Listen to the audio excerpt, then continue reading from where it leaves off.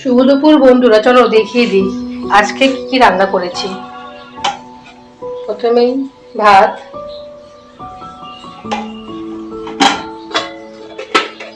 আর এটা করেছি পাট শাকের ঝোল।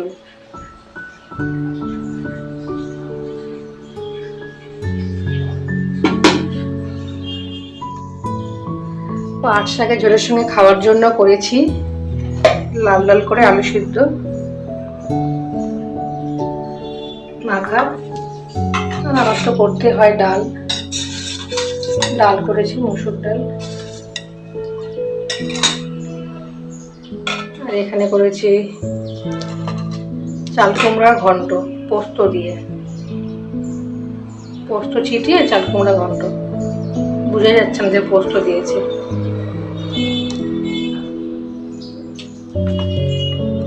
আর করেছি ডিমের আমলেট করে ঝোল।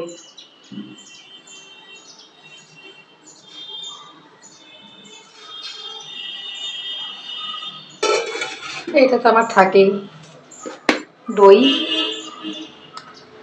আর স্যালাড। এই ছিল আজকে রান্না।